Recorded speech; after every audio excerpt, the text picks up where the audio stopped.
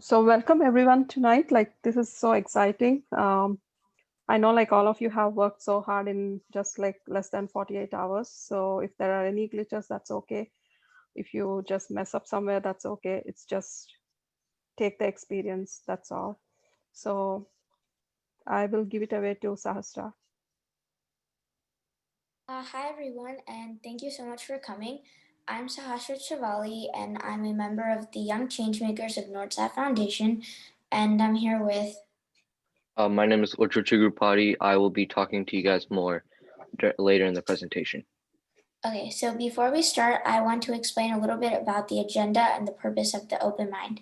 So, coming to the agenda, for the first 30 minutes, the YCNS, we will talk about who we are, what we do, and explain a little bit about our experiences with change making. Um, at the end of our presentation, for the last like 5 minutes, we'll do a small Q&A for just our team. And from 9 to 9:40, we'll have the first teams do their outreach and talk about the opportunities and what they learned from their robotic experiences.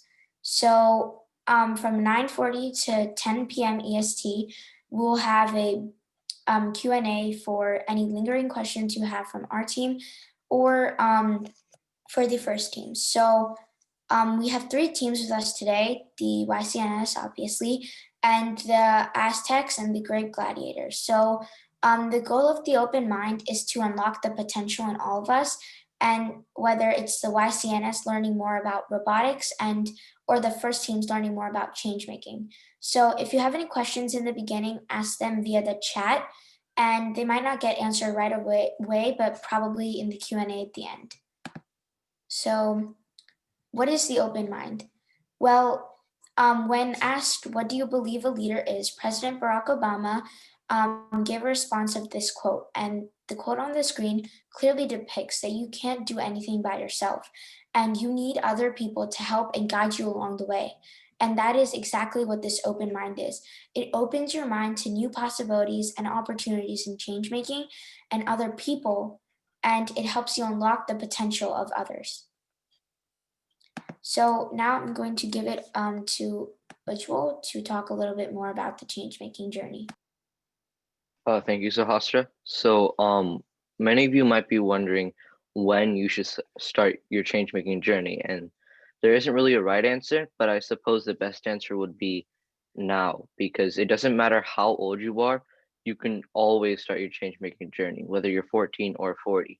A lot of people, as this statistic on the left shows, uh, a lot of people who started their change-making journey early on in their lives went on to be entrepreneurs, C-suite level leaders, and as adults, and are 5 times as likely to be founders or co-founders and CEOs of businesses. So, the best decision you can make as a change maker is starting your change making journey very early. And I want to, the YCNs want to show an example of this fact, I guess you could say, by one of our friends in the YCN, Raj, sharing his story as a change maker and sharing his change making story. So, Raj, if you will, take it away. So, hello all, I'm Raj. And first, before I talk about my change making experiences, I would like to talk some stuff about me. I was grown up by my grandparents and my great grandmother in India for the first 6 years of my life. That really affected my love towards my culture and affinity towards seniors. And then after when I came to the US, I felt I really missed my grandparents. So I always wanted to do something to make the seniors here really happy, and I always wanted to do something. But I didn't know where to start and how to start. So in my first change making meeting, I met Garvita Gulhati, and in her talk, she told us how she started her change making journey at a very young age. That helped me in two ways: to prove that children can make a difference, and also gave me the outline of how I will start my change making journey. Then but I didn't know where to start and what to do. I so I continued the change making meetings and the YCNS meetings, and they told me to go interview the people to know what they really want. And I did that, and they wanted to do gardening. So for gardening, we need a piece of land, and but I need a piece of land. And they didn't have it in in the senior center's place. So I wanted to meet the mayor, and we were meeting it through scouts. So I wanted to present that idea then. But unfortunately, COVID struck right before a week, and then we all had to go into lockdown. So the initiative paused. And then later, like in April, our our initiative for the devices project started in the YCNS. In that project, we went through small steps, such as finding the need and analyzing what schools need, how much of the Chromebooks and whatever devices they need. And then fundraising. We took our personal contacts. We called everyone that we know and asking for funds. And then after like a couple of months, we ran out of contacts. So we had our fundraising was slowing down, and we needed a new way to fundraise. Thanks to Kiran, my auntie, she brought up the way of skill donations, where we can use a skill, or we can teach a class, or we can do something, and that money that you get for doing it, that will get donated to this project. This is a really good idea because it's just not you fundraising for the project, but in you're giving education. So let's take like a class. If you're teaching a class, you're teaching the people a topic in order to get the money. So they're also benefiting from this type of from this type of donation. So I so we raised we raised a lot of money through that, and our fundraising started up again. And then personally, I teach science. I teach science for that, and I raised $25,000 for the project, but $2,500 for the project.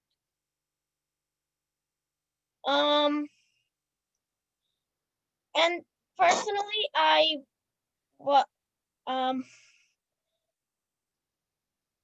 and then after that was over, and the project was at a good point, in the fundraising, Dr. Chituri contacted me and told me about the pen pals for seniors, and that um initiative, we write to seniors to help them not feel alone in hard times like these. And you have to write in the seniors things, and I wanted to do more, so I customized it, and I played games and talked in Zoom calls and all the stuff.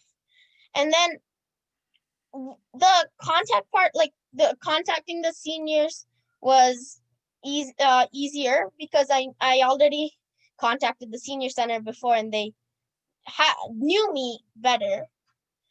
And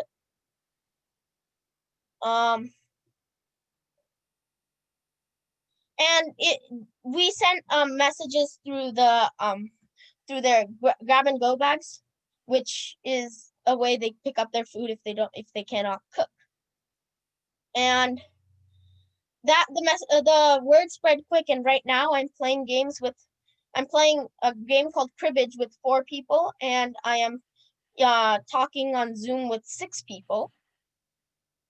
It just might be a game it just might be playing a game for like all of you to I'm talking to you right now, but for them it's a big thing. They look forward for that one day or a couple days in the week. The rest of the days they will be looking forward for that day. So it's a big thing. And then I created such a big bond that now they gave me birthday cards when it was my birthday, and they also gave me testimonials, which are on the screen. And then I also enjoy playing with the seniors, talking to the seniors, because it feels like being with my my grandmother and my great grandmother, and I don't miss them as much anymore. And and and I wanted to share this experience with you guys to um for you guys to think about it. And personally, wanted I wanted to make this a change and help them not feel alone, just as how this project started. This project also helped me because I used to be very, very quiet before this project and the YCNS, and I used to be very hesitant to share ideas. But after the project, it made me become a confident speaker and more motivated, and I I am more open, and now I share my ideas. And I want to tell you guys, you should never hesitate to share an idea when it's helping other people. You should not hesitate to ask for help when when it's gonna be helping another person. And this project also helped me in academically by increasing my public speaking skills and like communication mostly. And it also helped me in my sports by giving me patience and confidence. And this is what I wanted to share with you guys today. Thank you.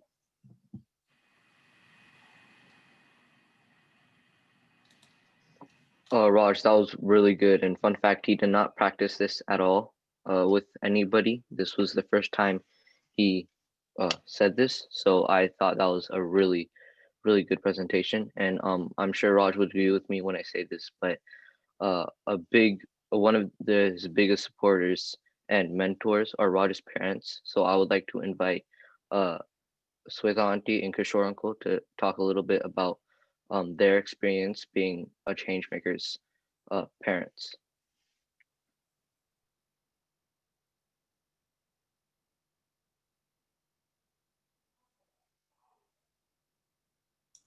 Auntie, you're muted. Sorry about that. Hi, I'm Shweta. I'm Raj's mom. It's so wonderful to see all these bright faces, and most of you know me. And I used to follow and look forward for the YCNS meetings so much. And after a long gap, I'm seeing you all. I'm so happy about that. So, coming to what it takes to be a change-making parent and to raise a change maker.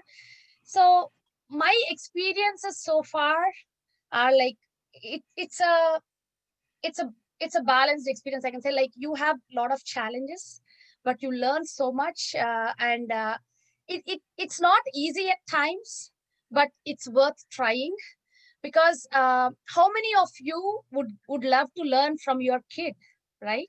Like, these young change makers taught me personally so many things. Like, when they were doing this YCNS project for the fundraising, Raj came up to me and was like, Mom, I want to email your CEO asking for a donation to help many kids in this country. So why don't you email, Mom? And I was little hesitant initially, thinking, oh, why would I email my CEO? Like, and he's like, Mom, I can email it from my personal ID, but if you, as an employee, if you do it, it's more powerful and you will get a quick response. So I want you to send this email, Mom, and I will write down the email. You just need to send it from your mailbox. So I was little hesitant, but he convinced me to do that. Then as an adult and as a grown up, you have a lot of inhibitions when you want to take that first step or venture into an unknown area or to ask for help. You feel little shy and very hesitant. So, but my son really and all these young change makers in this devices project, they made me believe that you should never hesitate to ask for help when you are trying to help others. This is the biggest lesson that I learned. And my CEO responded to him in less than 24 hours with a huge contribution.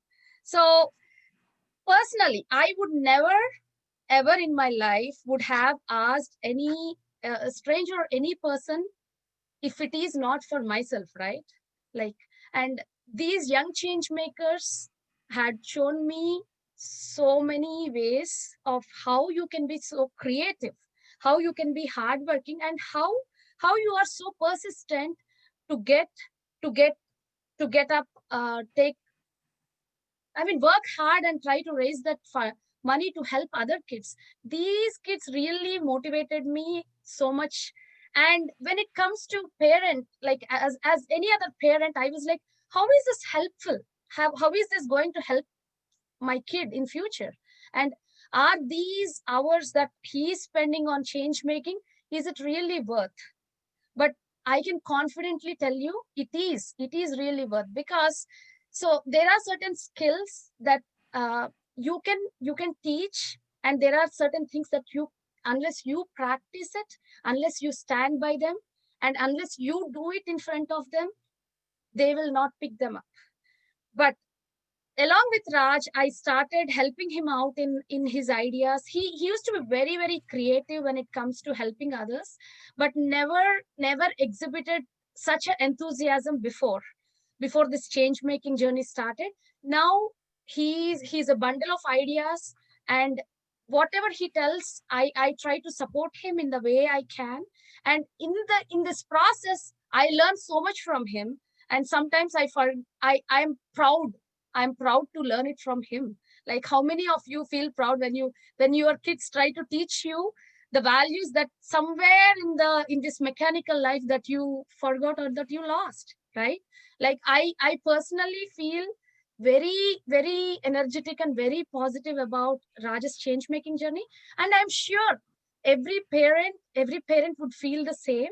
And let your kids explore, let your kids venture out in this change making process, stand by them, and you will definitely see the change, very positive change in their behavior.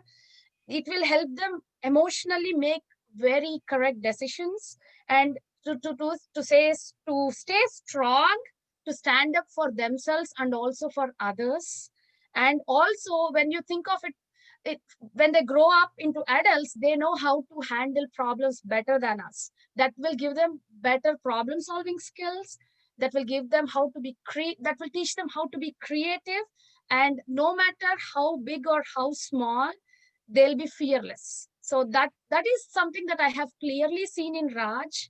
And I'm hoping that every parent who is trying to who is thinking of whether to get their kids into change making or not, or who is already into change making but still did not see any change, have some patience. And I'm pretty sure it will be a very positive and enriching experience that you will learn with your kid, you will learn from your kid.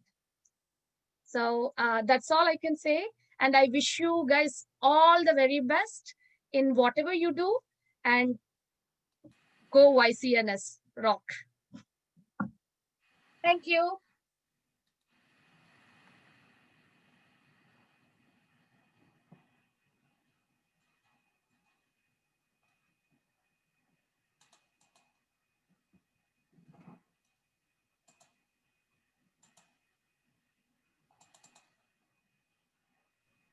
So on that note, I'll take it up. So I was just gonna sort of formally introduce who we are as YCNS.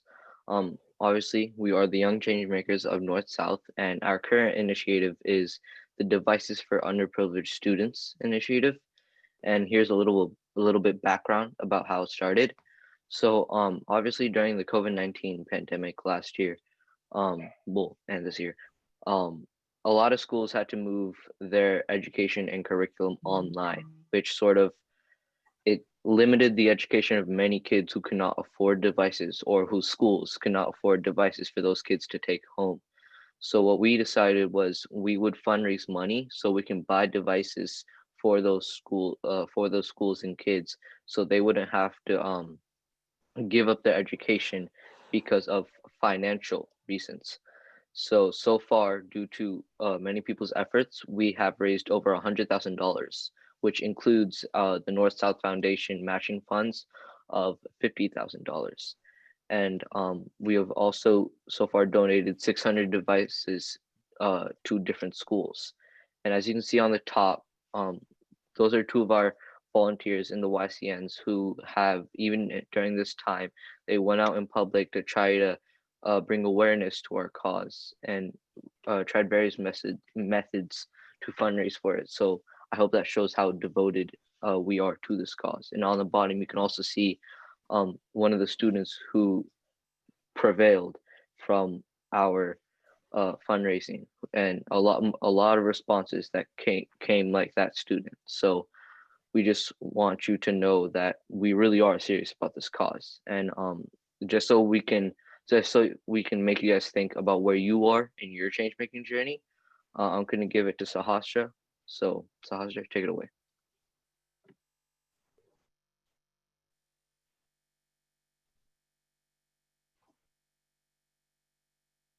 Okay, so where are you as a change maker?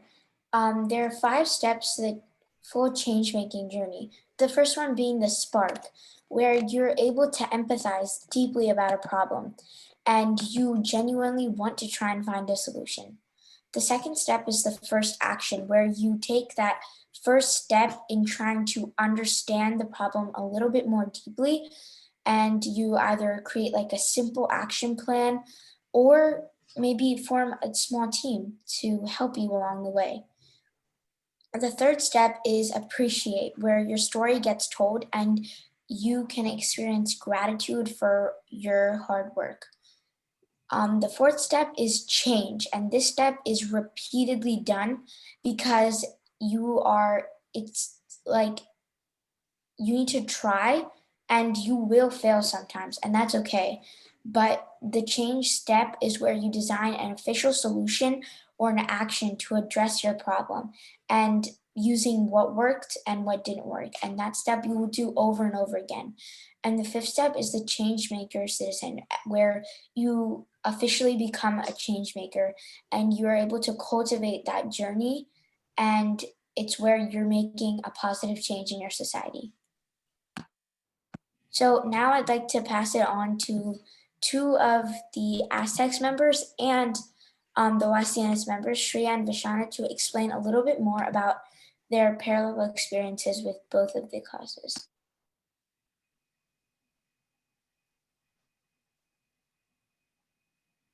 Okay, I can start first. Hi everyone. As you know, my name is Shreya, and I'm on both the Aztecs and I'm a part of the Young Changemakers. So I've had a lot of parallel experiences. I think one thing um, is like how we've celebrated in both the teams. So in the YCNS, we've celebrated our smaller achievements, like, for example, our 24-hour challenges to raise a certain amount of money. And once we did that, we got ice cream. And when it was a bigger achievement, like a milestone for the Devices project, we had celebratory meetings with even more ice cream. We also had team bonding sessions at the end of each weekly meeting where we played games and got prizes in the form of gift cards just to get closer to each other, since it is pretty hard to really know each other well with like being a virtual team and all. And that was with the YCNS, but I noticed that with the Aztecs as well, during the time we could go out last year, we went for team dinners after field trips and then ice cream runs after competitions, with the size of the ice cream cups that we could get changing depending on if we moved to the next competition or not. And aside from that, we also went to breakout rooms for team bonding.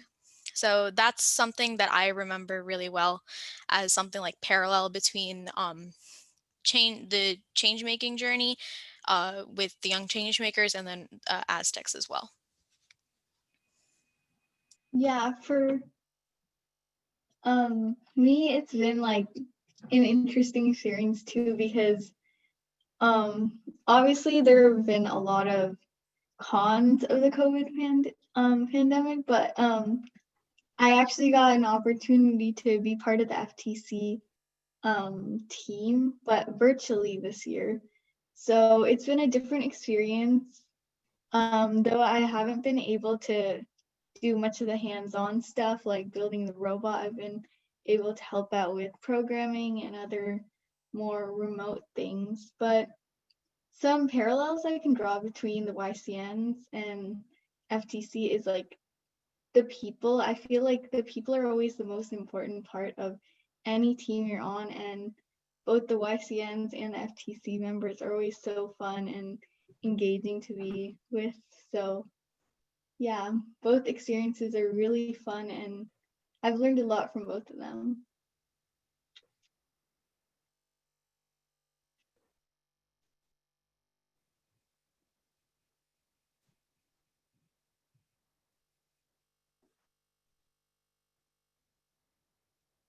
Shreya? Yeah, sorry. Okay, so many of you know me personally, and then you also know my journey as a change maker.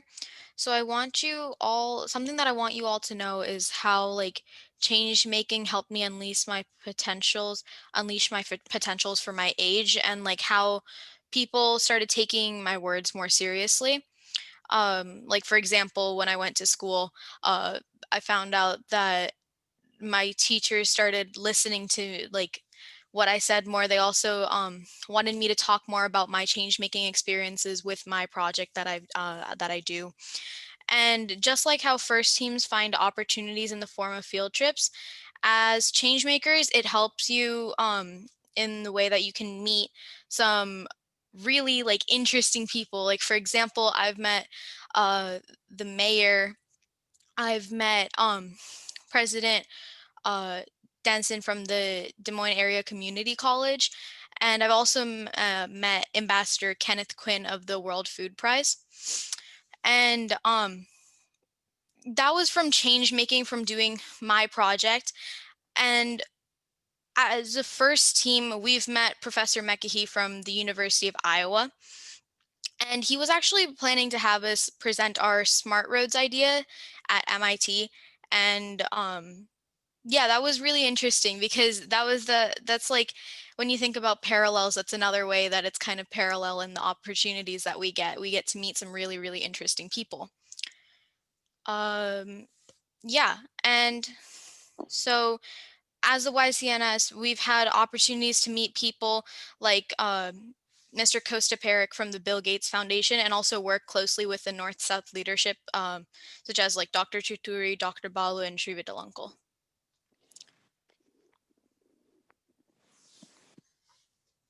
And while we're on the topic of opportunities, I just want to talk a little bit about the TED opportunity that we've received as a YCNS club. So we now have our own TED club, and the exciting part about that is at the end, it eventually leads up to creating and sharing your own TED Talk. And it just shows like the opportunities that change making provides. And they're way different from what you expect. So you get a new, like, and I couldn't have been a part of TED if it wasn't for the change-making journey. So yeah.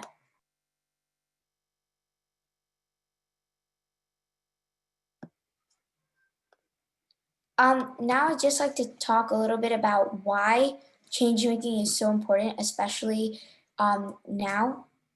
And one reason is that there's such an accelerating growth in technology that we're making more earth-shattering discoveries right now than we have ever before.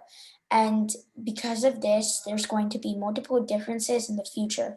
And three of them are that many of the jobs that people will have in the future don't yet exist. And in those jobs, they'll use technologies that haven't yet been invented to find solutions to problems that haven't yet emerged. And I know that can get hard to wrap your head around, but change making is the solution to those problems. And a reason is that playing by the old rules, it doesn't work anymore. And we need a different roadmap for success. What happens when we're dealing with change on a weekly, daily, or even hourly basis? If you can see from our little picture there, what got us here from yesterday to today won't get us there from today to tomorrow. And a prime example of this is the COVID-19 pandemic. And because of the pandemic, our entire world was like flipped upside down, and we had to find a way to interact as if it was all normal but remotely. So actually, because of the COVID-19 pandemic, I was introduced to the change making journey thanks to a member of our YCNS named Surya. And while I was like fundraising in the beginning, it was really hard to keep up with the fundraising, and I didn't know if I was actually going to be successful. So with a little help from all my mentors, I was able to like push off with my fundraising, and it was going really well until I hit a roadblock and I started running out of contacts, and I just couldn't really fundraise anymore. And that roadblock, it happens to everybody. And the way that you fix that roadblock is by adapting to new skills. Like I use my public speaking skills to induct new members into our cause. And whether it's like creating a science curriculum like Raj did, or teaching environmental science classes like Ujjwal did, they all adapted to new skills to get over their roadblock. And in order to do that, you need a set of 4 skills. And the first one being living empathetically. You need to be able to empathize for a certain problem if you wish to solve it. The second skill that you need is to work fluidly in teams. You need to be very cooperative, and you need to be able to work in teams if you want to be a part of the change making. The third characteristic is leading through inclusivity, and that's a new form of leadership. Before, there used to be like a hierarchy. The boss or the leader, whatever the boss does is final. But now it's not like that. And a good leader should be able to include everyone else's ideas and should be able to include more people into their team. And the fourth one is creating positive change or change making. And that's exactly what we are doing in the YCNS team.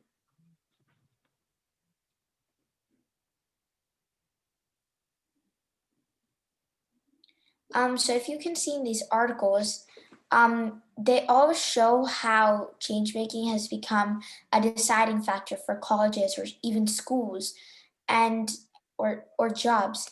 And lots of people around the world are adapting to change making, and that's a really smart thing to do. It's not just enough if I'm a change maker or if the 18 people in the YCNS clubs are change makers, but it's enough when each and every one of the 7 billion people on the face of the earth are bringing positive change to the society. Thank you. And with that, I want to move to the question Q&A part. It doesn't look like there are any questions in the chat right now. But if you guys have any, just like type it in the chat and we can just do a little bit of Q&A for the next 2 to 3 minutes. Before we move on, like, can we have all the change makers, the young change makers of NorthSouth, just wave your hands, like just wave so everybody know who you are. Like, do it for a couple of seconds. Just don't do it once. Do it all together. Okay. So in the audience today, we have like some future change makers who joined the current session for 2021. So we still have to yet to get to know them. But if anybody have questions, please ask them. Anyone having a question? I think I saw somebody raise the hand. Like, is that Srilata?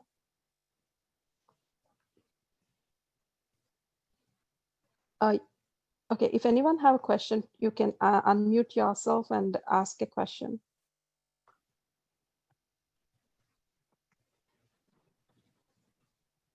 Okay. Okay, so if we don't have any questions, maybe we can go back to the next one. So the thing right now is like to just introduce our guests, that is the Aztecs and Grape Gladiators. I'm very, very fortunate to have known them very closely, and the coaches Shashank Ganti, Priyo Chatterjee, and Abhishek Pandey, like they have been really instilling a lot of the core values, and the core values that they have been instilled, that were instilled into the first teams. I could see how very well that kind of goes in parallel with who you become as a change maker, and the outreach that you have to do with the change making. I mean, with the first teams itself, you're already the change makers, and you're all the change maker parents, like especially Shashank, Abhishek, Priyo, like putting in numerous hours and helping all our kids like to be inventing something into the future by instilling those technologies. So thank you, Shashank, thank you, Priyo, and thank you, Abhishek. So I would like Dhruv to introduce his teams and take it away from here. So with that, I would like to introduce the Grape Gladiators, who are a second-year FLL team consisting of a group of 10 students in grades 4 to 5. They were the 2020 regional champions and also 2020 nominees for the Global Innovation Award. With that, the Grape Gladiators can go ahead. All right, I'll do Abby's role because we are the Grape Do you guys have a presentation? Do I need to make anybody like a host, or what are we doing? Yeah, Kiran, if you make me a host, we can get going with that. You need to help me how I should do that. Just give me a second. Let me try to share my. Another participant to share. Okay, so whoever's sharing. Yeah, I got that. Yeah. Okay. You're the host now. Am I the host? Yeah. All right. So wait. Chill out. They'll present like that. Okay. All right. So we'll start. Hayden, just hold off. I'll just. I'm not gonna. I'll share my screen next time. See, I'm very technologically challenged, and I also have about 4 cameras in this room, so I don't know where to look and where to speak. I should. Okay, so that's what I'm being instructed. But first of all, I wanted to say it was very, very impressive to see the young change makers, all of you guys talking, and the initiatives that you guys have taken on. I've heard some of the most profound thoughts come from you guys, so I just can't believe some of the content that you were speaking. Really amazing, very, very inspiring. So thank you for sharing your insights with us and also giving us an opportunity to talk to you guys. So what I want to do today is there are 2 teams here. We've got an FLL team and an FTC team. So we'll take some time and talk through both of those activities. These are all STEM related. So I guess, Kiran, if you don't mind, I'm just going to go through a few slides. We'll introduce the teams, and then, the adults will stop talking and we'll let the kids take over. So we'll certainly give us about 5 minutes to go through some introductions, and then we'll go from there. Okay, everybody ready? Can you see me? Do you know, can you hear me? I mean, if you're wondering why I'm wearing a mask, we're practicing social distancing and COVID sanitary rules. I've got kids here in the room in my basement. So I want to make sure that we're all protected from each other. So we're all wearing our masks. Also, some of us do enjoy just wearing masks. So that's part of the reason we're doing it too. What? I'm trying to see who's paying attention and who's not. Okay, all right, let's go. So I'm going to share my screen. Yes, not this screen, this screen. Like that? Yeah. Is that how we do it? Yes. Oh, God. You got that? Okay. Hold on. Oh, you. Okay, all right. So are you, I don't know, it's really hard to see. I was gonna see if I could do a roll call if you guys heard about FIRST, but that's okay. There's a lot of people. I'm not gonna waste time. So FIRST Lego League is, FIRST is an institution that, helps, that is promoting the values of STEM and introducing STEM education to kids at a very young age. Change making is your topic. You guys talk about it. One of the most important things, one of the most profound things that you've said too, is that change is made by technology. I think technology has been the #1 thing that's been driving all the change in human civilization from the get-go. And so getting to learn about technology, recognizing its value and being associated with it. So that's the core, at the core, that's what drives them. FIRST stands for inspiration and recognition of science and technology. We have various programs that we can get involved with as kids and as anybody that's interested in it. Now, not all of us have the same skill set. Not all of us are engineers or technology enthusiasts. But just being associated with it, you learn a lot. It's all about education, and when you're in school, that's the best thing to do. So I'm going to talk a little about the FIRST Lego League and then hand it off to the great gladiators here. So the FIRST Lego League is a program that starts around, that engages kids from 4th grade to 8th grade.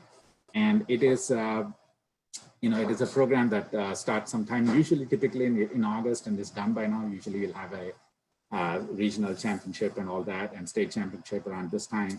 And then they have a world event sometime in March or April where, teams that advance can go there. But what they have in that season is they basically teach or they announce a challenge season, which is a robot game. And the robot game is, essentially you design a robot using Legos. You guys all love Legos, so just playing with Legos, you design a robot with Legos, and then you make that robot do a few missions and score some points. So in that way, you learn how these simple systems come together, how you can program a robot, how you can create a robot, how you can use different motors on that, just kind of tinker with it and get to know about it. The second thing they have is an innovation project. So typically they announce a theme for the season, and then they want everybody to sit together, brainstorm, kind of come together, think about that theme, think about what our problems are. Just like you Changemakers have been thinking about, how we can make a difference.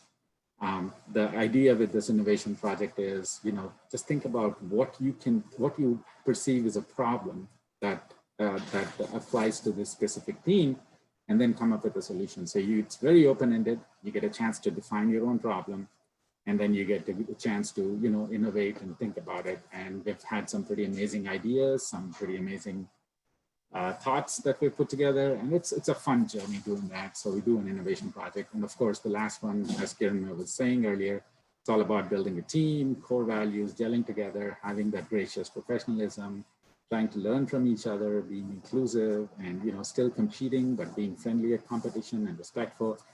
Kind of binding all of those core values together. So that's the experience in summary. You kind of have about a few months. You see the challenge. You get to work on the challenge, you build a robot, you do some innovation, you get together, make friends, hang out, learn, and it's just a total fun experience. So that's what FIRST Lego League is. And so we will take you guys through some slides here for know how to advance it. Abhishek, you want to talk about this? Yeah, so this is the team profile. Let me introduce me as a coach, and we'll go from there. So hello everyone, this is Abhishek.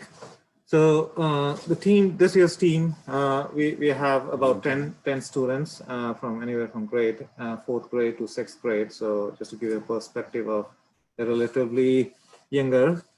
This is their second season. What was exciting is in their rookie season last year, they did get an opportunity to win the regional champions, and you could have seen their faces when they were announced the winners there.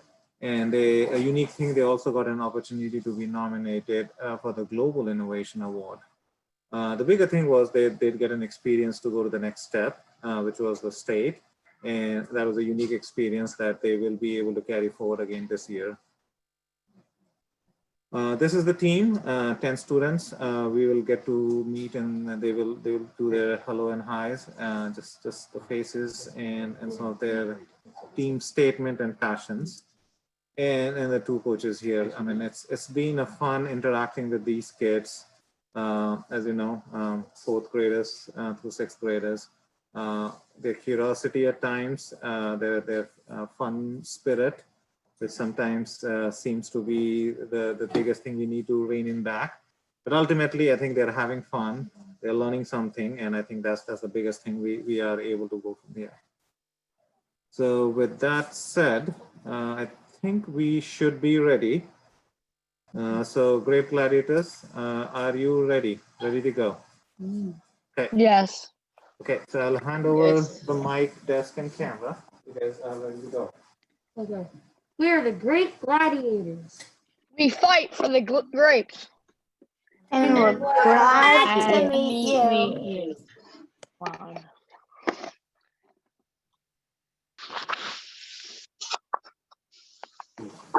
So start talking about them. Hi, I am Hayden. I'm going to be talking about the theme and the problem of this FLL season. The theme of this FLL season is to get active / motivate people to get active. So you basically like get active. It's really like that. The problem is people are not exercising because of technology, and it has become a bigger problem due to the COVID-19 pandemic. Hi, my name is Rilima, and I'll be talking about the initial brainstorming survey questions. So in order to come up with ideas for a project, we decided to first interview people to understand what motivates them or not to exercise. We prepared a couple of questions and surveyed about 135 people of different ages and backgrounds to collect data. Hi, my name is Vaishnavi, and I'm going to be talking about what we learned from the survey. Once we got the results, we grouped the data into different age groups, male and female, and the different reasons. By doing this, we were able to understand that people in different age groups had different motivations and abilities that helped or prevented them from exercising. Based on our analysis, we chose to target the age group of 35 to 45. The trend showed that people generally are most able to exercise, but are unable to due to lack of motivation and time. In order to motivate that age group, we did some brainstorming. We saw this picture where at an airport, people are using stationary bikes to charge their phones and computers. So that gave us an idea to modify exercise equipment to harvest energy as people worked out on them. If this worked, what could we do with such energy? How much power can we make? First, let's talk about how much power we can actually make from something like this. An eco-power spin bike, which is one that's already being sold but in small quantities, can generate about 200 watts per hour. That number can change depending on the intensity of the workout is. In some cases, you're pedaling very fast and you'll generate more power. On the other hand, if you're pedaling slow, you might generate a bit less. To give you an idea of what that can power, an average house uses 1,250 watts an hour. Hi, my name is Anish and I'll be talking about our idea. We found that the majority of our target age group, 35 to 45, are working adults that are employed by companies. If a single person working out for 1 hour can produce 200 watts, then 100 employees working at an office building can potentially generate 20 kilowatts each day. We found that several companies have incentives to promote their employees staying active. We took the idea of harvesting energy and apply as an incentive to the offices.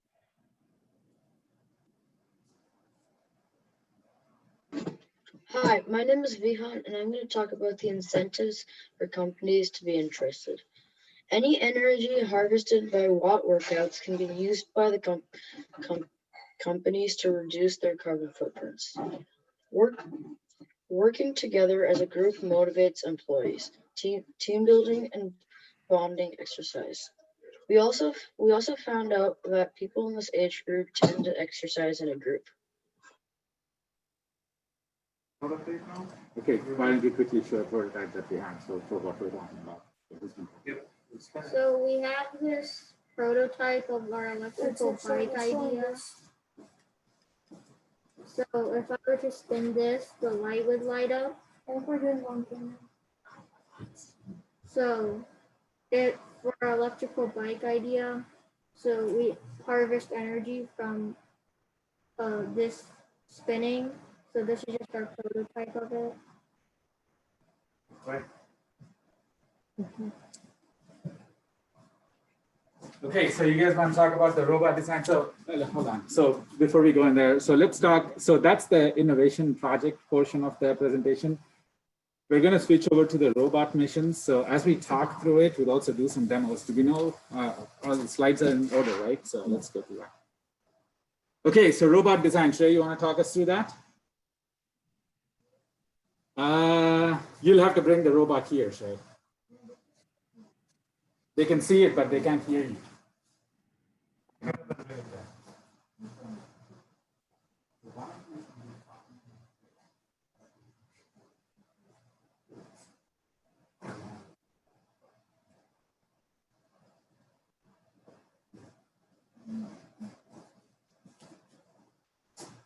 Yeah, you can just maybe turn that on.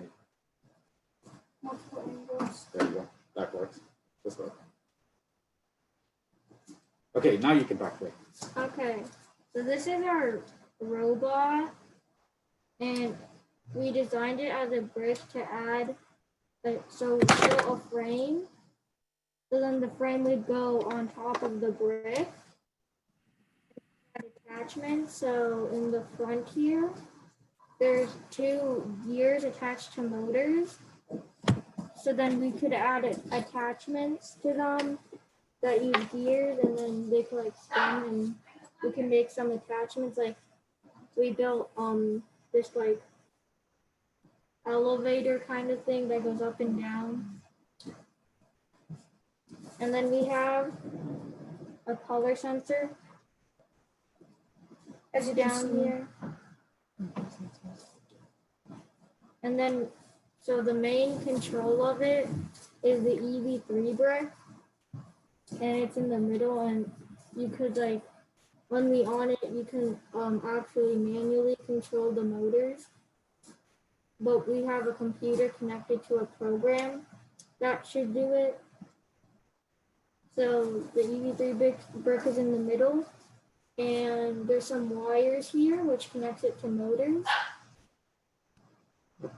Can you go to the next slide? Yep. While Avanti is talking about the science.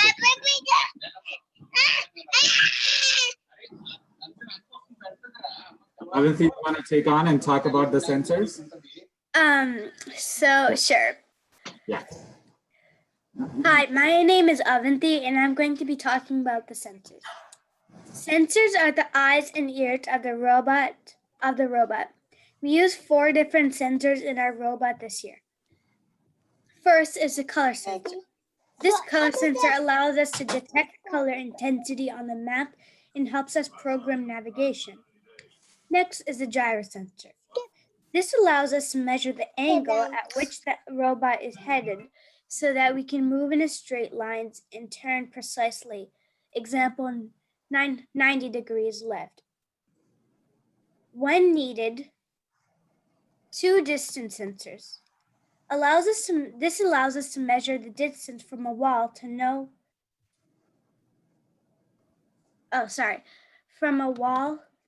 when to stop near a mission model.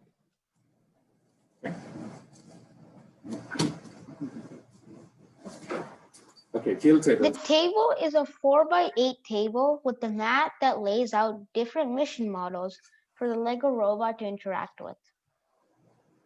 So this year we have 15 missions, and there's a potential to score more than 500 points. That is, if we reach all of them. Each mission requires the robot to accomplish a given task. In the match, each team gets 2.5 minutes to run the robot and score points. Typically, we run 3 to 4 runs where the robot moves around and does different tasks. Teams can only touch the robot in the base area, so the robot has to do its own task and then return. That's it. Okay, attachment. Sam, go for it. So, Sam, you might have to bring your attachments here. So because the mic is over there. So just bring the floor.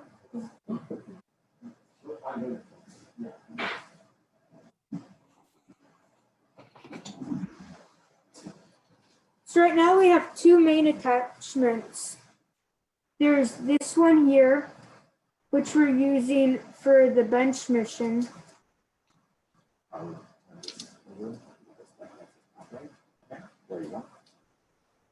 This one here. And then we also, in it, what it does is it has rubber bands that here, when you do this, it spins all of here at the same time.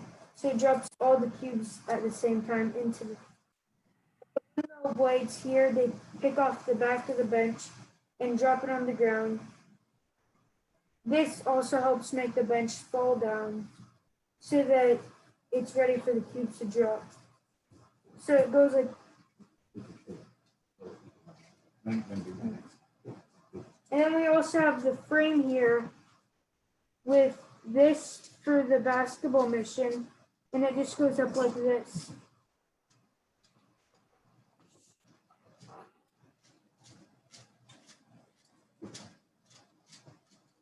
Then there's also this, which it's like this and it's closed. And then when you drop this lever, it opens, dropping cubes into the target area. Very good. And then the frame's easy to take on and off of the robot.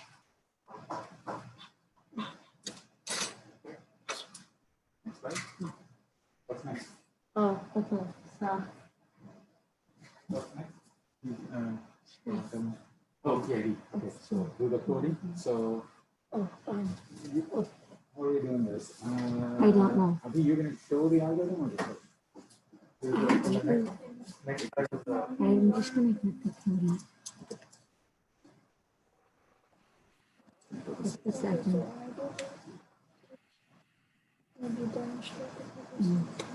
Just explain. That's not his big. Okay, let's go back. He needs. Okay, just a second. It's the thing is loading up. So move it over. Yeah. Okay. So while the program loads, can you guys introduce what that is about? So we programmed a PID line follower, which so Let's explain why you need a line follower to begin with. so you need the Adi, you stay here because the mic is here. Sorry. I'm just gonna move it. I know you're all confused. Okay, so we built a line follower because on the map there's a bunch of black and white lines that we thought we could use for like navigation. Okay. So we programmed a line follower to help us do that. What does the line follower do? It follows the line. Yeah. Just stay there and explain how it works. I'll show.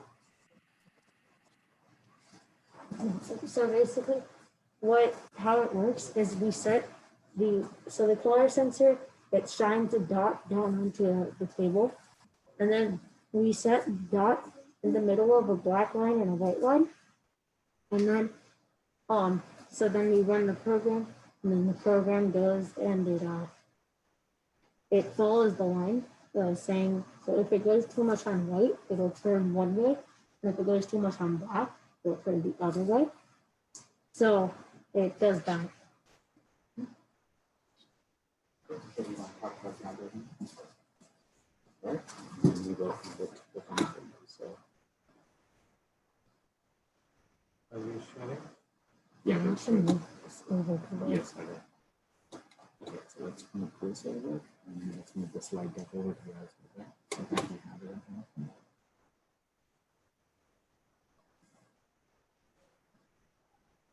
Okay, and then, so can we talk about the EV3 programming language as well?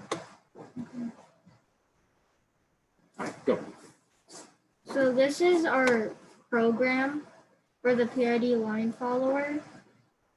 So we have our variables here, our target, our error, our last error, our integral, our derivative, and then these are our variables.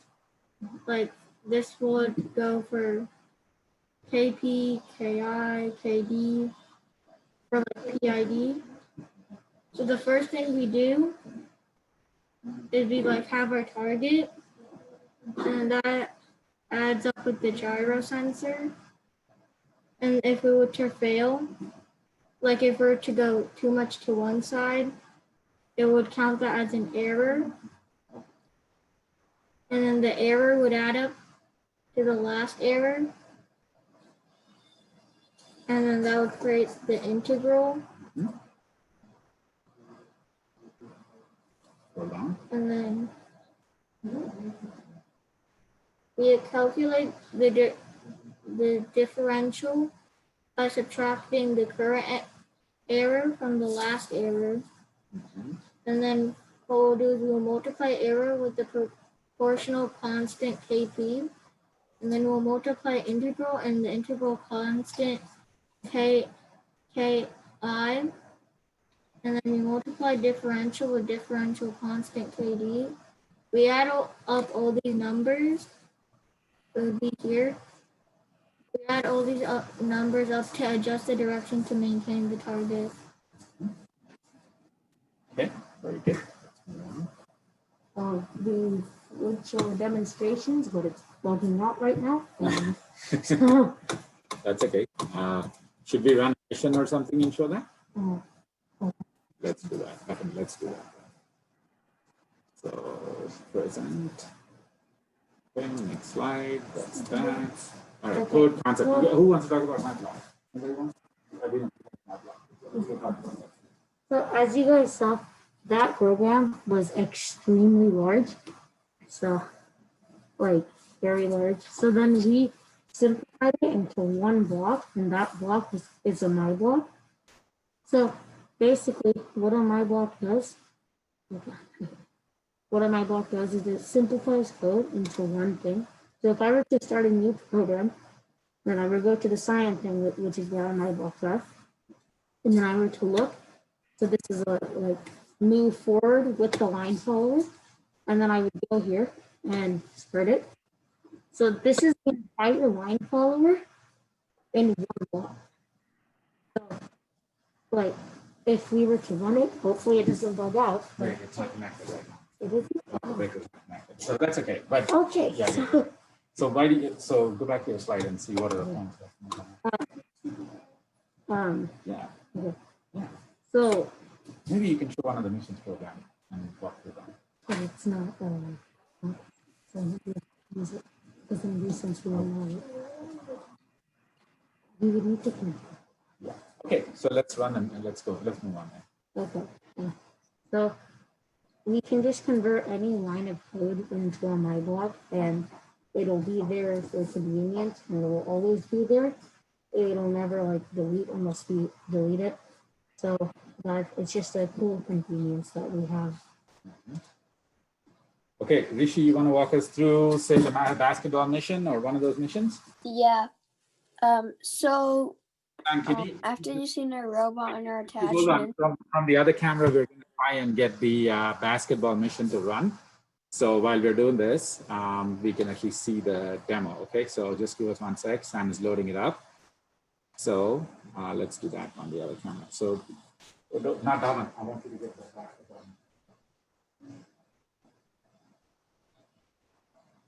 So can somebody talk about the basketball mission? What needs to happen?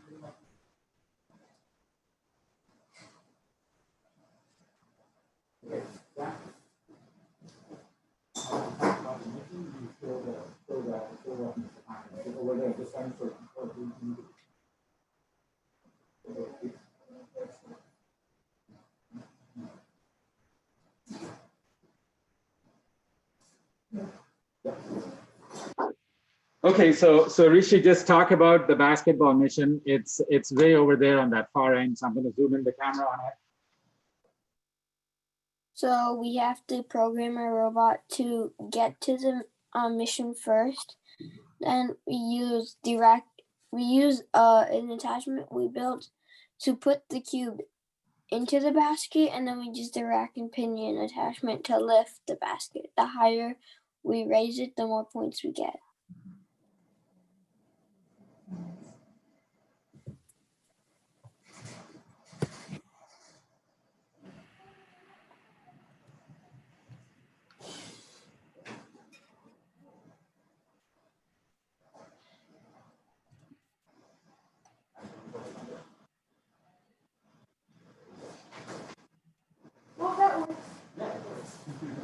Looks like the mission did work as expected and anticipated. That was good. So are we doing a second mission, guys? No, that was the mission. That's good. Okay. That's good. So I don't know if you can see it in the camera, but right over there was a basketball that's hanging off of a mission there, and the robot was supposed to put a little cube in the basket and lift it all the way to the top, and we just saw it go perform that. So that's the idea. Okay. All right. I think that's what we had for the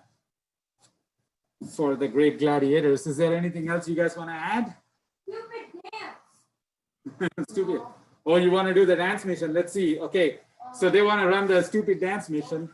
So this mission is interesting. So Sam, hold on for a second. Let's introduce the mission, then you can run it. Okay. So this is one mission where the robot has to go under that. What's looking? Yeah, we pointed that. Yes. The robot needs to go under there. Okay, and then as it goes under, it goes over to the point over, if you can see there is, there you go. It needs to go in there and do a dance. So that's all the mission is, and that earns about 30 points, I think. So let's see, these guys programmed the stupid dance program. Let's see, go ahead and run. And when we mean by dance, we mean go crazy. Go crazy, so they mean crazy. Let's see if that works. So as you can see, what Trey is doing is counting, because we always want to start in the same spot. So he's counting a spot where we can start. Hey guys, if you move out and then show the robot. Yep. Okay, let's see. Let it go. So the robot goes up there. Uh-oh. It worked. Then it has to turn on its own, has to straighten itself up. Oh. Okay, make sure that there is nothing on the distant side behind it. Yeah, okay, we're gonna try again. Thank you. So he goes up, he decides that he needs to go a little further, just not enough.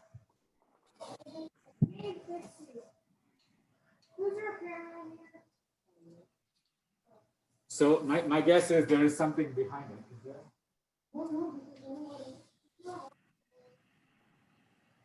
Okay, this time it might be better.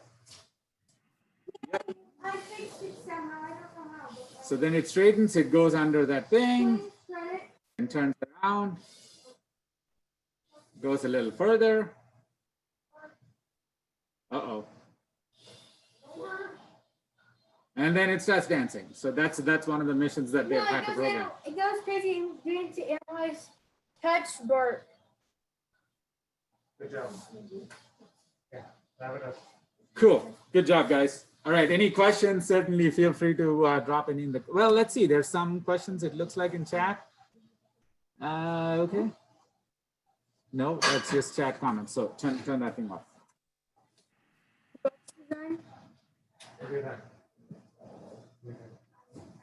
We have a question. Explain why you use the box design? Oh, we have a question. Why do we use the box design? Okay, who wants to take that one?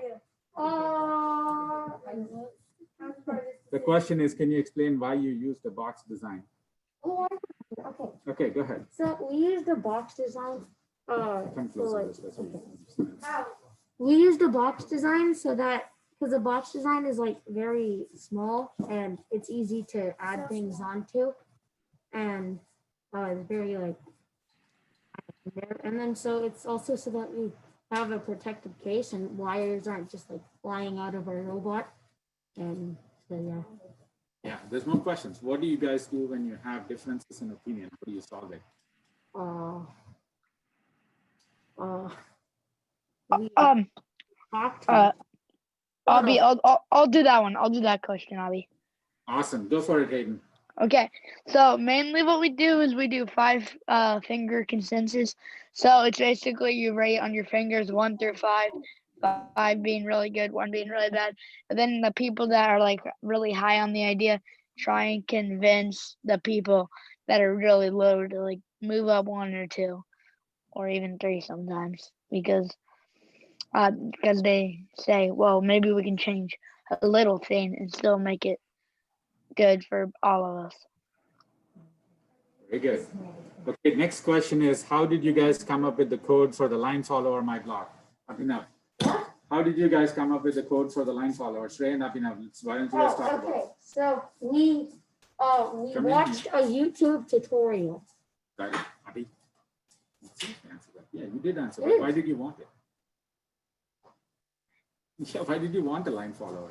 So the reason we wanted to make this line follower is because I'm pretty sure we made a line follower before, but that one didn't work, and we wanted a really good one to make it secure. So we looked at a video and we kind of just like copied off that video to make the program. Very good. Then what was the next one? How did you decide? Okay, the EV3 GUI isn't good. Can you program the EV3 bot with Python or Scratch? We can do it with Scratch, but I don't know about Python. Yeah, we can do it with Scratch. That is true. Yes, we can do it with Scratch. If you're advanced enough, you can do it with JavaScript as well. How did you decide to make your attachments in this way? Okay, this is a good question. Sam, why don't you answer that? My time to shine. One time in a lifetime. I just pretty much did whatever I felt like doing and how I thought it would work. Okay.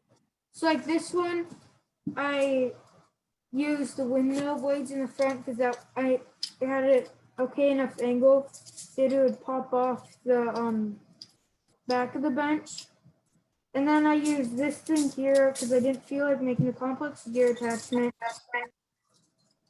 And then I also used the rubber bands because it would make it come together in sync.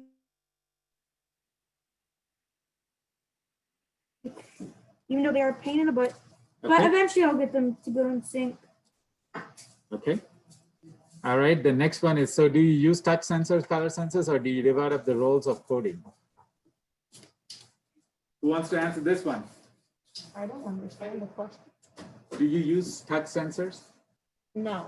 Do you use color sensors? Yeah. Come up here and speak. Oh. Okay. I don't. What? So just speak. I mean, what do you use color sensors for? We use them for the line follower. Yeah. All right, so they do use color sensors. They use all 4 sensors. So they use all 4 sensors, and then yeah, they do divide up the code depending on which mission and how they need to go for it. Okay, so what's this one? Why didn't you go in a straight line to get to the dance floor? I don't understand why you went under the bar. Okay, so the reason we went under the bar is because that's one of the missions to get more points. So if your robot's able to fit under the bar, then you will get more points. Yeah. And like the goal of this robot run is to get more points. Okay. Okay, very good. All right, what else do we have? Does the orientation confirm the kids to be officially inducted to be a young change maker? If yes, how is the placement of the change maker? That seems like a change maker question. All right, cool. Okay, so let's switch gears. I think FLL, thanks you guys. Thanks, Brave Gladiators, for doing this. Who have to pay for the FTC stuff? Okay. All right. So before we move on to the FTC, like we had Dr. Chituri founder of NorthSouth. Dr. Chituri, can you just say something like how and why you wanted change making come into NorthSouth?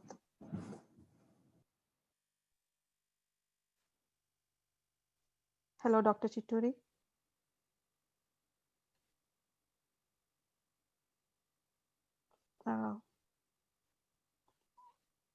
Okay, Dr. Chituri, like I see you on this one, like if you are available at any time, just please let us know. We would like to hear from you. So yeah, maybe Dhruv, like you want to introduce your team? Yeah. The Aztecs are the Rookie First Tech Challenge team of 9 members in grades 7 through 9. This is their 4th year with FIRST and they have been competing in the FIRST LEGO League until last year. They are 2019 FLL State of Iowa Core Values Champions, 2020 FLL Iowa State Champions, 2020 FLL Global Innovation Award semifinalists, and 2020 recipients of the Grace Murray Hopper Award. Recently, their team was invited by Kenya Young Scientists, an official government of Kenya program that promotes STEM, to represent their team. With that, I'll pass on to my team.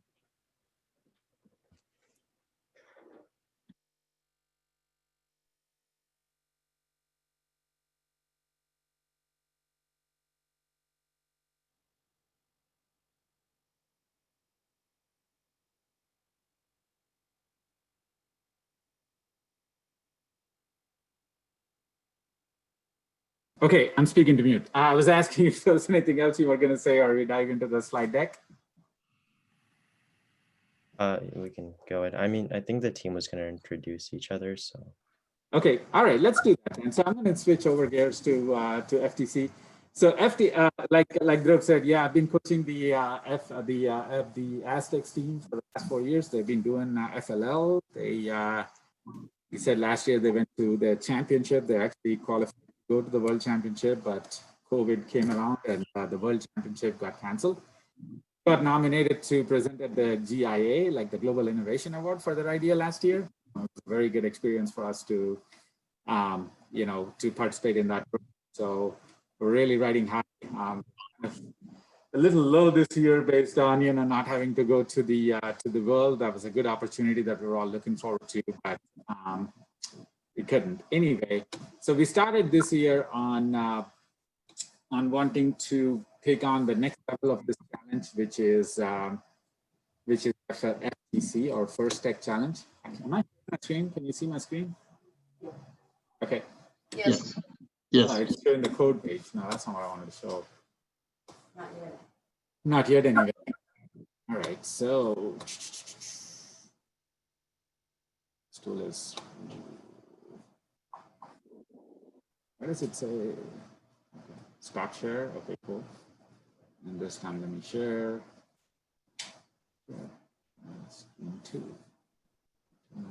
Okay, now we're done. So we're going to talk about FTC. So First Tech Challenge is, again, is it sharing or not? So why does it?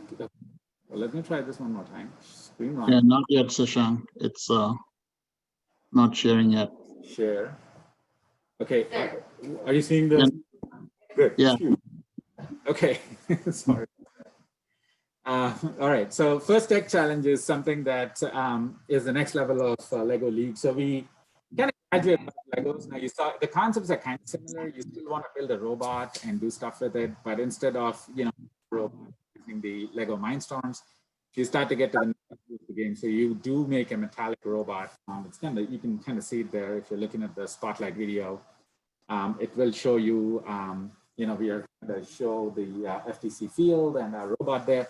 So yeah, daunting challenge, but we've been learning a little as we do that. So here's a quick team history. I've been there for a few years. So 2019, we were the local group, got the state champion core values award. And 2020 is where we went to the Global Innovation Award, the state championship award. And of course, Shriya here, who was part of the YCNS, she also got the Grace Murray Hopper Award. So really graced with some amazing performances in our state appearance last year. Okay, here's the current team. Dhruv talked about it. We're the coaches. And then let's get into this. Yeah, this is what I want to talk about. So what's in FTC? We've got, there's about five or six different things that we are trying to do this year as part of the FTC. So the main focus in FTC is building the robot, of course. So that's the number one thing that we've all had to learn. And this is, you know, I guess in our, at least from what I've worked on, some more levels to it, but learning how to make that. Build the robot, we also learned a little bit of software development. So somebody was earlier asking about in chat, FTC and the graphical program that not being a favorable interface. FTC does have programming kind of thing that you can use, but there's also Java programming. So right now you can get into Java programming. We started learning how to do it based on Java. And so we did some of that software development to control the robot based on that. Another thing that we have to do or we have to learn is CAD modeling. So as you're building this robot, you're getting into some of that engineering manufacturing kind of a domain. And so CAD modeling is very important because this is how you design and prepare what you're doing. So although at this point, we're trying to do both of them in parallel. So we build the model, we go to CAD and try to model it in CAD and vice versa. We're doing that. But you know, we're hoping to learn how to design using CAD and then bring it into real life. And then another big component here is project management, because there is a lot of things, a lot of moving parts in this whole initiative. And from the get-go, we had to, you know, it was very what do you say, open-ended. We had to pick up a lot of things. We had to learn a lot of things. We had to divide up into different tasks. Different people had to pick up different things, and we had to create a schedule for how this is going to go. So a lot of challenges, not just in terms of technology, but even in terms of getting oriented with how are we going to do this, and you know, how does the schedule kind of work out. So, and then there's a project management component, and then outreach and connect. So as outreach, we're kind of talking to you guys and really appreciate you giving us time to present here. And of course, Connect is us trying to get know a little bit more about how things are done in the industry. Okay, with that, we've got a few slides here, so we'll walk through. So Anshul, why don't you take over? And, over there. Oh, you need to come over here. So. The match consists of 2 minutes of human-controlled task completion and 30 seconds of autonomous navigation. The field setup is mainly basketball themed.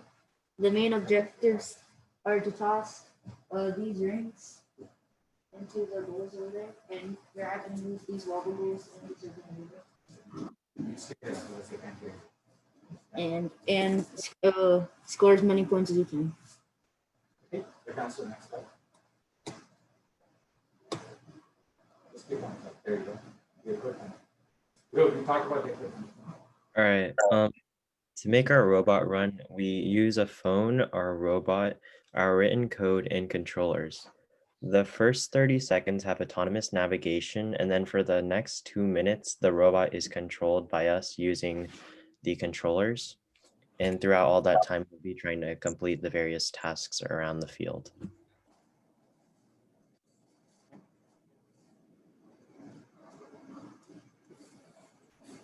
All right. Satvika, you want to go?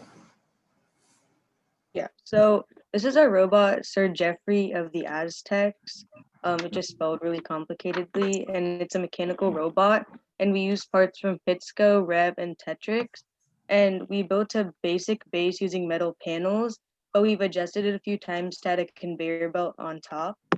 And then for our wheels, we had 2 regular wheels and 2 free-moving Omni wheels, but we've switched to 4 Mechnum wheels so our robot can move more efficiently.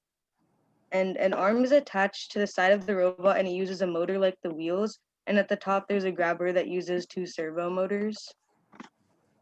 And then we have a conveyor belt that's purpose is to shoot rings so we can score. And the conveyor belt is an angled platform on top of the base, and the wheel is attached to a motor that will make the ring squish through and help us score. And we have an intake system and it's like basically how the ring will get us to the top to be shooted out, and the ring will be sucked up by the wheels that are continuously spinning and that are at the back of the robot. And then a belt that is rotating will get the ring up to the shooter, and then the belt is on the side of the conveyor belt platform. So that's our robot. Good. Vishal, do you want to talk about robot motion? Yeah, so currently we use DC motors to drive, and the motors for the conveyor belt and the intake are rev motors, which are more powerful motors. And we have less powerful and less like smaller motors for the arm, for like the wrist and hand movements. And the types of motors we used on this robots were 60 to 1 gear ratios, so very slow like Torquedo Tetrix motors. We have HD hex motors, ultraplanetary or 40 to 1 gear ratio. Ultraplanetary is when you can basically adjust the gear ratio using a set number of gears on the motor. And then we have normal core hex motors, which are 40 to 1. And on the robot, we use mechanism wheels, which allow us to strafe so that it's much easier for movement. Okay. Robot control, is that you? Okay. As you can see, our bot has a lot of cool hardware that will be able to do extraordinary things during the game, but it's all thanks to the heart of the robot, a system of devices which can turn programmed commands into actual movement. One of the most important components of the bot is the brain of the bot, which is an important Android phone called the robot controller. Once we are finished with our program on our programming software, Android Studios, we build our program to the robot controller, which remembers the program and can execute the program when initiated. The robot controller is connected to the expansion hub. The expansion hub contains ports where we can attach the robot parts, such as motors, servos, and sensors. When running a program, the robot controller can access all the ports and the parts on the expansion hub if the expansion hub is connected to the battery. The cool thing is that we can connect multiple expansion hubs to a single robot controller, and the robot controller gains more access to ports and devices. On the other hand, we also used to have a control hub, which is an expansion hub with a built-in Android device. So it's basically an expansion hub and a robot controller in one. Although this is very convenient, we can only use the amount of ports on the control hub, so we're limited in the number of devices we can attach by the number of ports on the control hub. You can't connect another control hub or an expansion hub to it. And since the robot controller, the battery, and the expansion hub are mounted on the robot, we need another way to control the robot remotely. That's why we have another Android phone called the driver station. The driver station is connected to the robot controller through a wireless connection. True to its name, the driver station acts as a remote control for the robot driver to start programs, both autonomous and manual. The driver station can also show information such as the motor speed when the program is running, if it's specified in the written program, which is helpful for debugging. Another cool thing is that during the driver operated section of the game, the driver station can allow the driver to control the robot manually with the help of gamepads. So it's like a video game come true.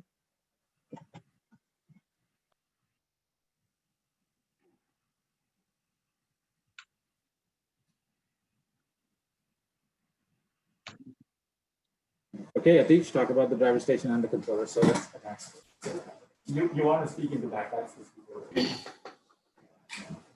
In the driver station, you can see that it shows what program we're going, what configurations we, our network, and how much ping we have. So our connection service, and how much battery the driver station has, and how much battery the robot controller has.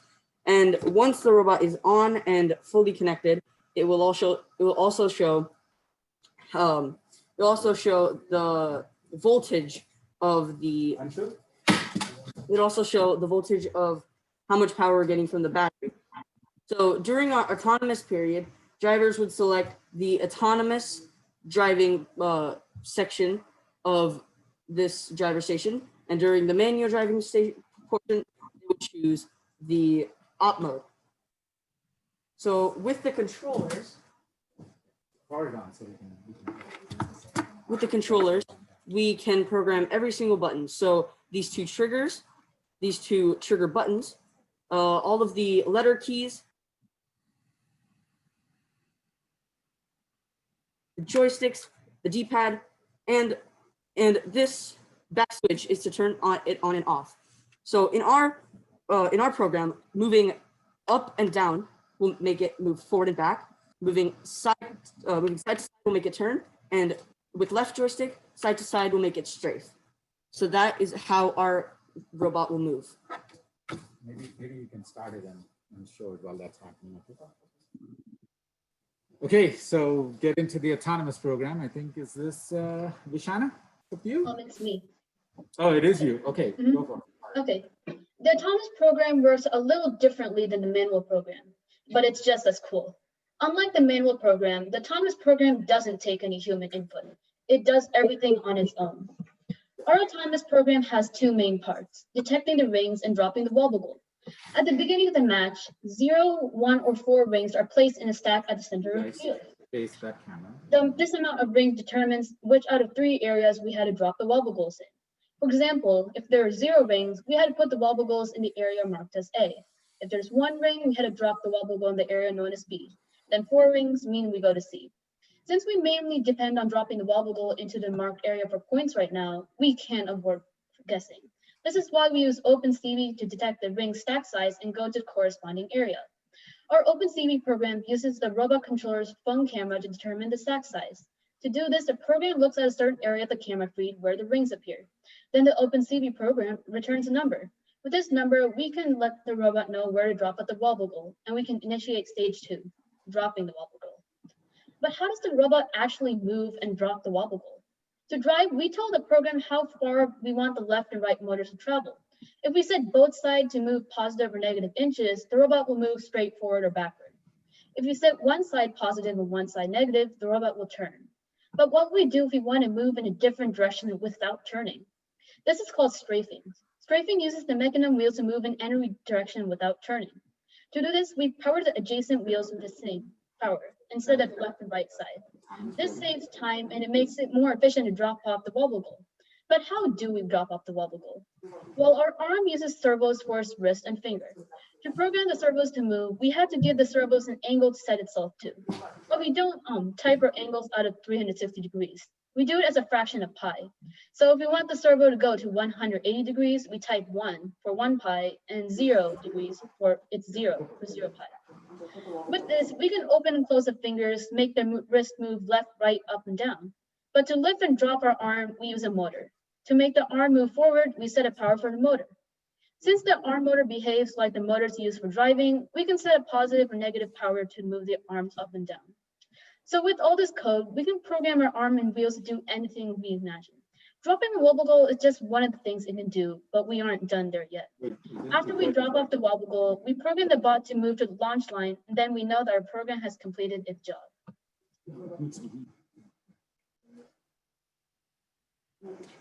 Very good. Let's move on to the next one. Yeah, so now we're going to talk a little bit more about the programming aspect. I know a bunch of you guys were asking questions about it in the chat. Yes, this was made with Java. So Java is a multi-purpose object-oriented programming language. And that basically means Java is kind of built off of classes and objects. So classes are kind of like blueprints. And objects are, you know, what's made using the blueprints. And it is just a way of coding that helps make the code easier to use, easier to find bugs, and a lot of other benefits. So another thing we're using is a special SDK. So an SDK is a software development kit, and we're using an SDK that was made for FTC. And this basically gives us a baseline or a kind of structure to build up from, because it gives us a lot of sample code and different libraries built for like FTC robots. And then what we can do is we can take that but modify it to our robot and, you know, what we want it to do. So this saves us a lot of effort and time. So, Coach, can I share my screen so we can look at Android Studio? Sure, if you want to, yeah. I can't screen share when someone else is sharing. Okay, thank you. Okay, can everyone see my screen? You see the slide deck? Oh, there it is. Okay. Yeah, so basically we've been coding our program in Android Studio. So that's just an IDE or an integrated development environment where we basically write and store our code. So we have 3 main classes that we are using for our robot.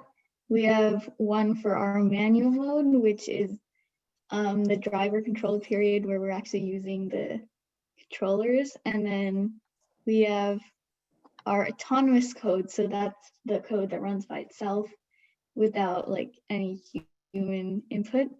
And then our third one is a little bit more interesting. It's basically because whenever you're coding, you need to like define all the different motors that are being used for coding the robot. So instead of defining it like multiple different times in each code we write, we made a class that has all of our motors defined right here, all of the setup done here. So in like our other programs, what we can do is we can just use that and it transfers like all of this code right here with just one line of code. And it's also really helpful because like, let's say we want to change like the value of the speed, or we want to change the name of one of the motors. We just have to change it in this one place and it automatically like applies to our different other programs. So that's another reason why object-oriented programming is so helpful. So yeah, we just have code for this like helps control like the game pads. And wait, how long did it take to program all of this? I don't know, like programming takes a while, so it's been months, I'd say, since like the beginning of FTC. So we've just been like doing trial and error, like doing different parts, because at the beginning, our robot wasn't fully built either, so we couldn't really do that much programming. But now like our robot is built, so we've been doing more programming. And another thing is when you're programming, obviously you need to do a lot of trial and error. So we have a bunch of different variations of programs that we did here. So yeah. Okay. And sorry. Our last thing is for version control, we use GitHub. So basically to keep everyone's code synced, we upload it into GitHub so that there's always like one copy of the code that's like updated. So because when you write code, it's like on your own computer, it won't always transfer to someone else's. So we all upload it to GitHub. So then anytime we're working on it, we can just like get the latest version from it. But yeah.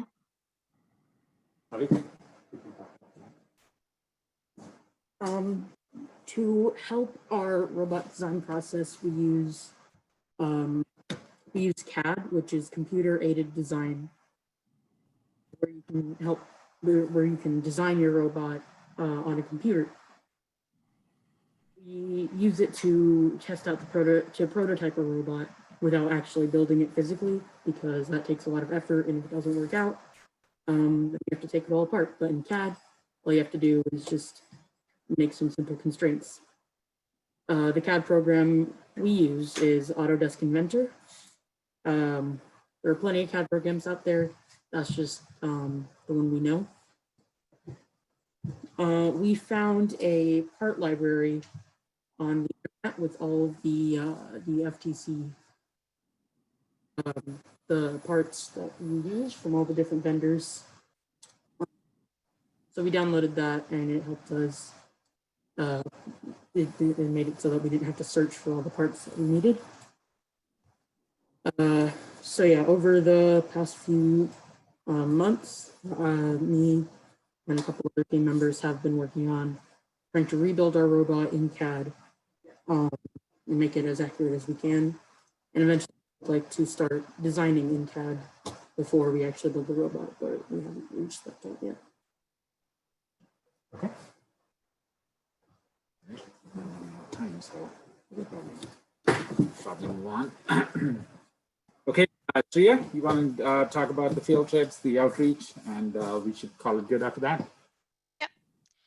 Okay, so over the years, we've been on many field trips and outreach activities, and these have ranged from presenting in front of a classroom to presenting in front of the Smart City Roundtable, and also going to visit the National Advanced Driving Simulator at the University of Iowa.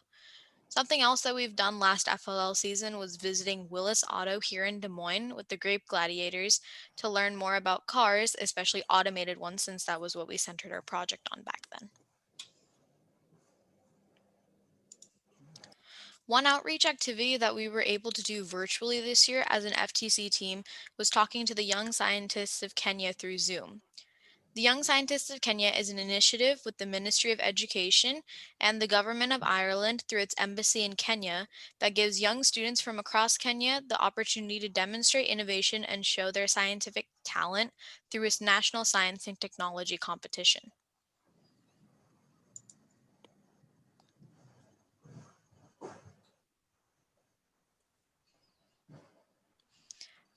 First is all about having an overall fun and healthy competition. And as you can see here on this slide, we've had many birthday parties, ice cream runs, opportunities to play with pets, and more. We all miss the fun that we can have in person this season, but we try as much as we can to have fun in a safe way. Very good.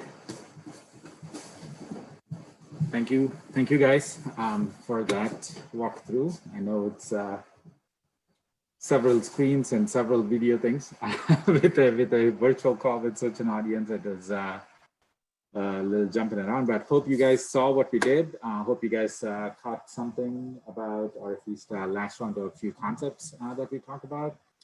I appreciate the teams presenting today, and of course, Karen, I thank you so much for thinking about this outreach activity and giving us a chance to learn about YCNS, and also giving us a chance to showcase some of the stuff that we've been working on. So this is all overall really good for us. Thank you.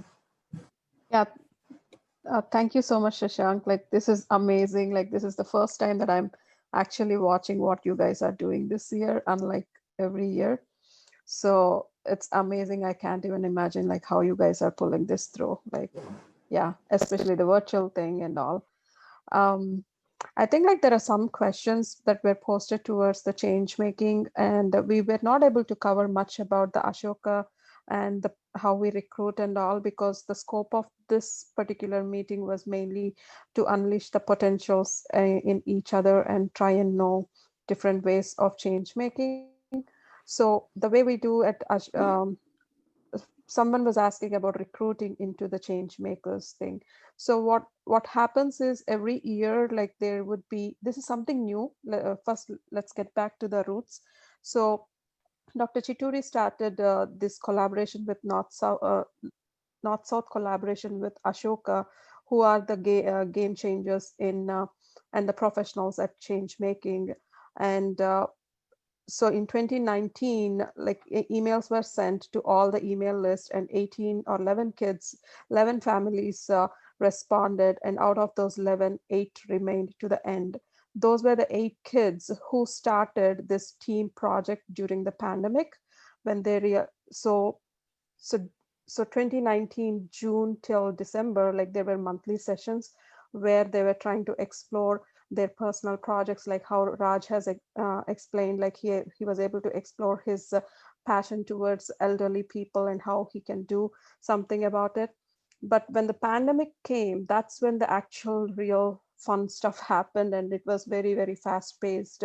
So all these 8 kids came together and said, like, we are going to bridge this digital divide and what we do about it. And they fundraised, and NorthSouth was very kind enough to match their funding efforts up to $50,000. And so they have raised more than $100,000 so far, and distributed more than 700 devices so far to across like 7 states and to many schools. So, and we have recently bought like more than 400 devices that are yet to go under distribution. So it was not easy. We had like fundraising team, we had social media team, we had a skill donation team, like a corporate team, like dealing with. So we learned like it. We almost executed this whole team during the pandemic as if we are starting a new organization, and that's where like a lot of hours were put. Like there were so many kids here. Among those 8 members became more, like it kind of expanded to 23 kids by the time it was August, and then 4 or 5 of them dropped during the school year, and then 18 continued. And so that's how they have been working. And it's not, so that comes to the question, would just orientation make you a young change maker of North South? No. But are you a change maker? Yes, because you at least took that first step. It's important to take the next several steps to continuously and ongoing testing and trying and being a change maker, thinking about it in everything that you do, every kind effort that you have, in how you can make a difference, like leaving that negative competition and embracing the positive competition. That's what it is about. So 2020, there was no recruiting for the new young change makers, but we worked with the existing ones. Because of the pandemic, we took a new project, and that team of the kids are going to continue with that devices initiative, while we recruited more young change makers as a curriculum for 2021. So that's already done. That would be like some 6 to 9 months of curriculum. And out of that, once they graduate, and once you have a project and you show that repeatedly, work at it and show that difference, make that difference and scale it up, yes, then then that is where like you're all called, officially called as the young change makers of North South. And probably that's when you will start seeing your induction into this team of the kids here, because some of them will be graduating. Hopefully they will continue to guide more people coming in, but at least as the old water leaves, like the new fresh water need to come in. So yes, that's how. So it's a long process, but very, very very, what I call, like, I'm not even having words here. Very enriching and very satisfying, gratifying, I would say. So Kiranmai Garu, so the kids got their first session in December. I think they had one on December 17th. And then they created some WhatsApp group, but we don't have any further instruction on what about to do for the 21. I think Srija and everybody are in that group. Yeah, I was just curious. The kids were like pestering me. What's next? What are we doing? Who are we meeting? So that excitement, I wasn't able to answer. I just was using the forum because all of you guys are here just to post that question. But yeah, thank you. Yeah, sure. So I know, like, we started that program was started. I wish, like, if I have like Sriram or Shivaranjani here to answer that question. So that's one reason why I extended this invitation to all those new people, like, so you can see what it looks like once you complete that journey, like what are the opportunities you have and all, because I know you all took that first step and you want to see like how it looks like later on, right? So I wanted you guys to experience and understand. But as for the formal session itself, like we are continuing to have those discussions with Ashoka, and a lot of the strategic meetings with Ashoka and North-South partnership is happening. And Shivaranjani and Sriram will be getting in touch with you very soon. Absolutely. We'll look forward for that. And I think the kids are super excited. We'll await for further instructions. I know the COVID has kind of, pulled us a little behind as we have to pull up the technology socks and all that software hats to get this communication channels opened up and get the work done. I think you guys are doing a phenomenal job. I'm a self-declared technology illiterate, and all these kids have taught me to do what I can do. And yeah, I survived pandemic just because of these kids. That's all I would say. Yeah, well, they are young change makers. There you go. Yeah. Yeah, Hi, I see I have a, Dr. Chituri, but I hope like he is there, and maybe I would like to see if he can speak. But yeah, go ahead, Shashri. yeah, hi, I had a question. So, just to like confirm and like stuff. So, what would the like upcoming few months look like as of a plan? For the change makers thing. Yeah, young change maker. Yeah. I'm, as much as I know, I think there might be a session towards the end of January. But as I said, there are things that we are there that are being strategized, and things we are like, for example, we had a Ashoka meeting last week, and they gave the adults some homework, right? Like they want us to be the change makers so we can instill that passion in you. So we have the homework to finish this week, meaning like we had to go around and interview people and see what excites them, and so we learn. So yeah, so things are under progress. Sorry, like if there was lack of communication, but I that's one reason, again, as I say, that I thought like this should keep you guys engaged and keep you in loop. Pretty much like within a week to 10 days you would listen from us. Okay, great. And also another thing for the Young Changemaker program, this will like be a positive change in the society, correct? Like you gave an example of giving donations to people who need like devices and all. So in like 6 to 8 months, you said we will be also be doing some sort of like we'll be having a problem and we'll be helping to solve that problem in the next 6 to 8 months, correct? Yes, in those 6 to 8 months monthly sessions, you will go like it's like curriculum, like unleashing your what is your passion, like what excites you, what makes you not stop talking. Like for me, like kids education and the change making, I can talk number of hours. People who are here, they know that.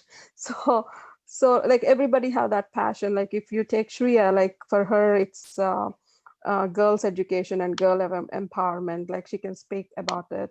So like Shashank, like the coach, like for him, like FTC the first, like this, like I think like he drinks and eats that from what I'm seeing today here. uh, so it's like it's a step-by-step journey where you guys can get mentored into realizing what you really want to do. So yeah, just hang in there, and I think you will see the results. Yep, thank you so much for a great session. Bye. Yeah, bye. So thank you all once again. This is so great. Like, thank you so much. And I had to really thank you all, because it was less than 48 hours, at least from the Young Change Makers perspective, to make this all go live on Facebook and everything. They had barely like 24 hours to prepare. So thank you. Thanks, guys. Really great job. Thank you. Appreciate it. Yeah, thank you. Good night. Thank you. Bye. Bye. Bye. Bye. Thank you, everyone. Thank you.